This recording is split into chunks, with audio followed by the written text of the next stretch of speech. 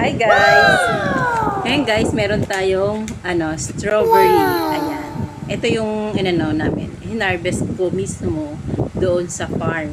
Kaya kakainin na natin kasi na yata siya dahil nga malayo ang biyahe namin.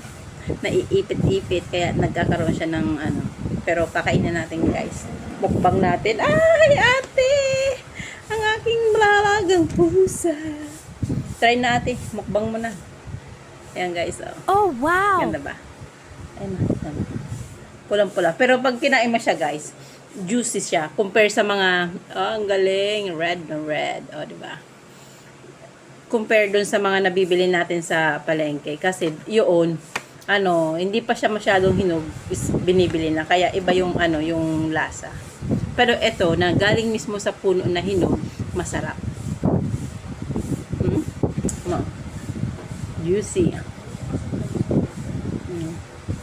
Ba guys? Kain na. Bangi.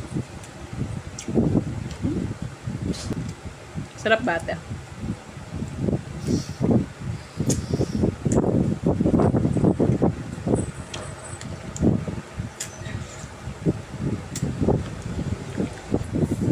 Yummy.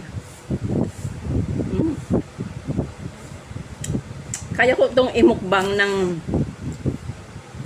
wala pang isang oras. Kasi masarap talaga siya compare dun sa iba. Di ba? Oh. Kita mo.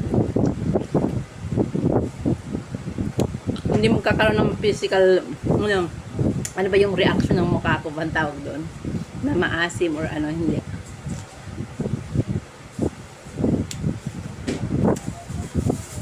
Kataga din natin kasi sayang.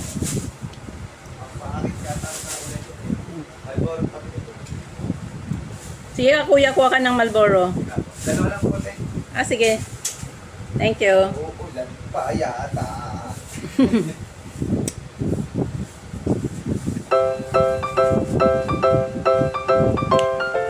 Yum talaga.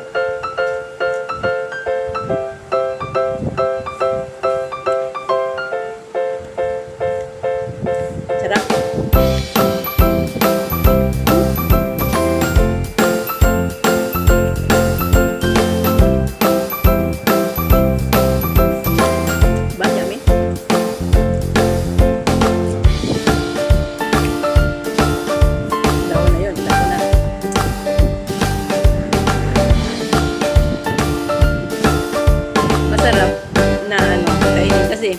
Magkano din to guys? Pag once na ka kasi doon, tawag na nag-harvest ka guys, ang mo doon is magiging per kilo, isang kilo is yun, talaba, 780.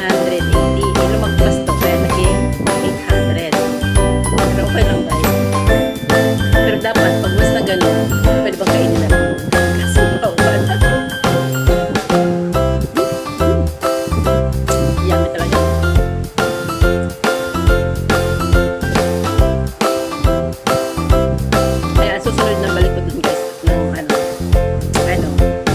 Babalik talaga ako dun guys para bumili lang ng may bunga na ng ganito.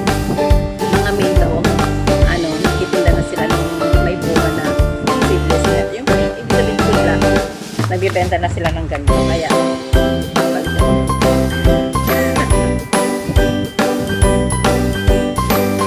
Sarap.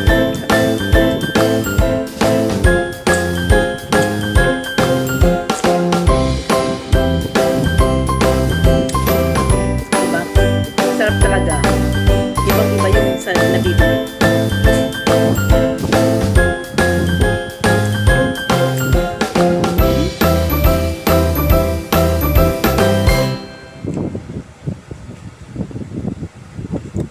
Isang puno neto, 800.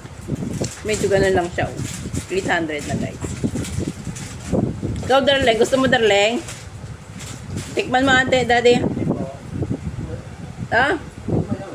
Ayan, thank you so much guys for watching guys. Thank you. Bye guys.